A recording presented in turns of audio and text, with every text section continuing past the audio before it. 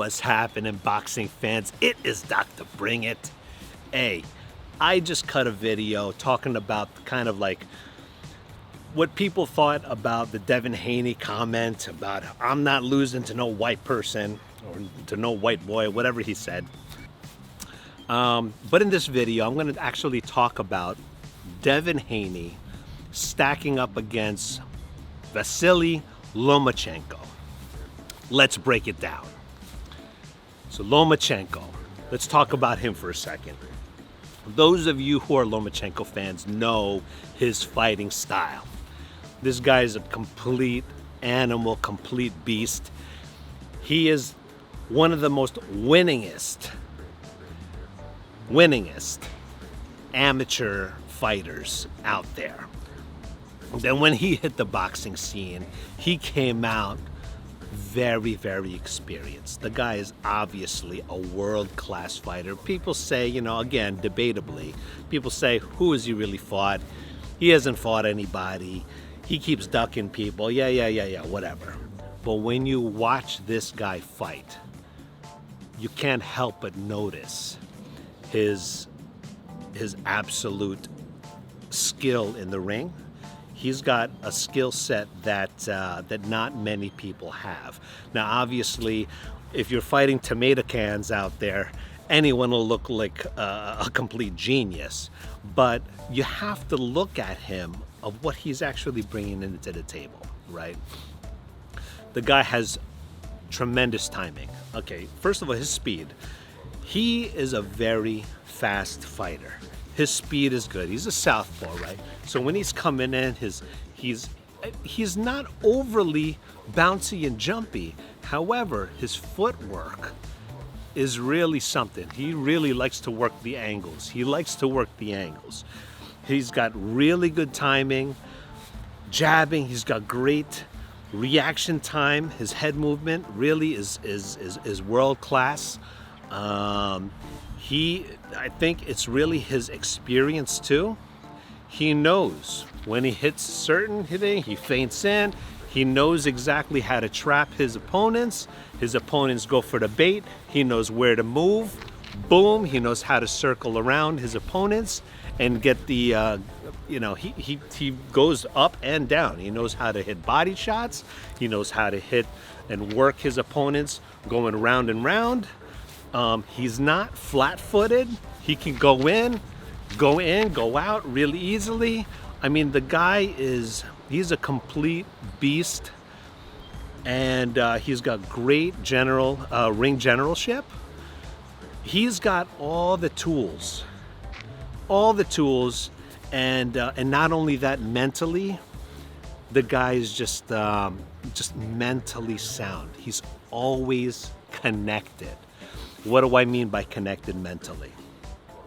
I always talk about this thing, what I call as going into zombie mode. When you get fatigued, you get tired towards the end rounds, like towards the back end of a match, a lot of fighters, they kind of go into this zombie mode where they're just going through the motions. They get into this trance of just moving without really being present anymore. They're not looking for things. They're just kind of going into it, and they're just slugging away and going through the motions, and they just go into this dance with their opponent. That's not a good thing, because what happens is they're not present anymore. Lomachenko is always present. He's always thinking. So as his opponent physically and mentally start to decline, he's still there. That's what separates greatness from ordinary, extraordinary from ordinary. Okay? Manny Pacquiao, he's always thinking. Floyd Mayweather Jr., always thinking, always present. Let's name some other people out there who are always present.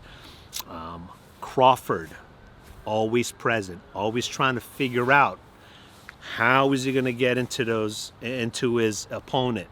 How's he going to trap his opponent? and catch his opponent. Let's name some people who I don't think are always present. Errol Spence Jr. I don't think he's always present. He goes into the zombie mode, and he proved it against Sean Porter. Sean Porter, zombie mode, goes into zombie mode. He's not always present. Who else is there? Andre Berto. He proved his not being present against Floyd Mayweather Jr. Obviously, Andre Berto, super athletic, strong person, but he wasn't present. Floyd Mayweather Jr. exploited that, showed the entire world the power of always being present. Who else? De La Hoya against Manny Pacquiao, you saw it. He wasn't there. He wasn't there either. Who's another person who's not always present? And here, look, I'm a big fan of a lot of these boxers. I watched a lot of these boxers out there when they were younger. Who is out there? Fernando Vargas. Remember Fernando Vargas? Big fan of Fernando Vargas. He also went into a zombie mode also. I can keep going here. Who else is out there? Tito Trinidad. Remember Tito Trinidad? He fought, who did he fight? The Southpaw. And he lost by a jab. Winky Wright. Winky Wright dismantled Tito Trinidad with a simple jab. All night. All night. Outclassed Tito Trinidad with a simple jab. Tito Trinidad, as hot of a fighter he was at the time, couldn't get around it. Why? Because he just went into a zombie mode. He stopped thinking. He was just... Okay, who else is out there? Nonito Donaire. Nonito, my own countryman. What did he do against Rigondeaux? Went into zombie mode. Just stopped thinking. Just kept slugging, kept moving forward, keep moving forward. Didn't move his head, lost to a jab. Very frustrating. When you go into zombie mode, you stop adjusting. So anyway, I think I've proven my point. There's probably a lot of other people out there that you can name, so please give me some comments out there of who you think goes into zombie mode. And also fighters out there who don't go into zombie mode. Let me know who you guys think, because I can go in there, do my research on these people, and see whether or not they do go into zombie mode. Speaking of another zombie mode, or who doesn't go into zombie mode, I don't think Tank Davis goes into zombie mode. He's always thinking. So to bring this back to Devin Haney, how is he going to stack up against Lomachenko? Do you think he actually has a chance to beat Lomachenko? Here's my answer. Devin Haney's he's a very confident young man, but he's a young fighter. From what I've seen, he's not super crisp. He's not a crisp fighter. He's a little wild from what I've seen. He's very looping. He's not super crisp. You know, if he hangs with Mayweather, Floyd Mayweather Jr. Floyd Mayweather Jr., when he throws his jabs, very crisp. Boom. Like he just goes in and covers right away. Why? Because he has a counter puncher's mentality. Because he likes to counterpunch, he's already expecting his opponent to counterpunch as well. So when he goes in, he hits the jab and then moves right away. Hits the jab, moves right away. Devin Haney, he's a long boxer, but he throws these long, looping punches out there, not as crisp as I would like to see. There's a lot of other fighters out there. I think you guys know, if you guys are boxing enthusiasts, you would also maybe agree with me. Watch Devin Haney highlights. The guy's very long, kind of sit there, boom. He's not really covering so much. He likes looping punches. I think he's had the luxury of fighting fighters who are really not that good so far. He's a tall, he's a lanky boxer, so he's enjoyed having the range against his opponents. But again, not the most crisp. And if you're not the most crisp boxer out there, he thinks he's going to dominate or beat Lomachenko? One of the most crisp, fast-footed boxers in the game at this point? Does he honestly think he's going to...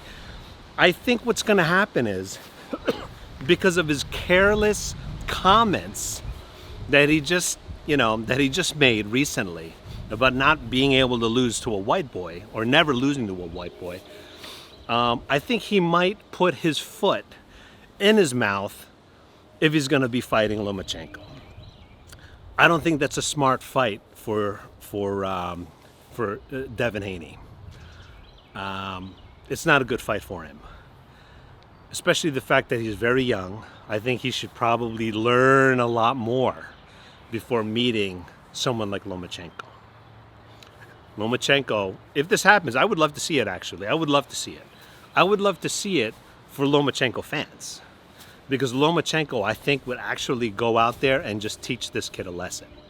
He would teach Devin Haney how to box by beating his butt, completely outclassing him. And I honestly think Lomachenko would embarrass Devin Haney. I think he would beat him up so bad. Not sure if he would get the knockout. However, given what I'm just seeing, like in his mental game, psychologically, I think Devin Haney, if he gets caught with a low blow, which might be possible. I've seen Lomachenko go to the body and go a little bit low. If this happens, I think we're probably going to see a huge flop. He's going to hit the ground and not get up, and then he's going to lose on a technicality because he wasn't able to continue. I think he's going to quit. Mentally, I don't think he's ready for Lomachenko. Lomachenko he's been in the business for a long time, and he's not afraid of anybody. He's certainly not afraid of some kid with a big mouth and likes to flash his money, making it seem like he is like the next, Money May. I think it's really immature. I've never liked the fact that Money Mayweather felt the need to even flash his money. Who really does that, honestly? The people with real money don't need to be flashing their stuff like this. I mean, that's just like social media strategy and tactic that gets the clicks. That's just my thing, Sorry if I sound like a hater. I'm not a hater. I just don't like it when people flash their wealth out there, because I really don't think that's necessary. I think wealth comes from within. Nobody needs to see this. Maybe people don't need to see that. I think that's just kind of really childish, immature, excessive, indulgent, all of those words. I think a little bit of humility goes a long way. What do you think, guys? But anyway, that's my take on the Devin Haney and Lomachenko matchup. I honestly don't think it's a contest. And if I were Devin Haney, I would continue to cherry pick fighters out there before taking on the likes of Lomachenko. And that's it. What do you guys think about this? Chime in. Let me know what you guys think. Comments below. Hey, subscribe if you like what I'm saying. And share this video with other boxing enthusiasts out there. Let me know what you guys think. But most importantly, stay safe in this coronavirus world. We are going to get through this. Guys, seriously, load up on the vitamin D and the vitamin C and the vitamin A. Please do that not for me. Do it for you, do it for your family. Go out there if you can, buy vitamin D, vitamin A, and vitamin C. Very, very important that your vitamin levels are up to snuff, because that's the number one way to combat not just coronavirus, but any sickness, any virus out there. Trust me on that. There's a lot of documentation out there on these, on these vitamins. They've been doing this research on these vitamins for a very, very long time, and I know that there's going to be a vaccine that's coming out in the next year. But until then, get your vitamin D, vitamin C, and vitamin A on a good, healthy level, and you will be able to fight off not just coronavirus, but any other virus and sickness out there. Trust me on that. Please do the due diligence, research it yourself, and be informed. All right, people? So anyway, until then, talk to you soon.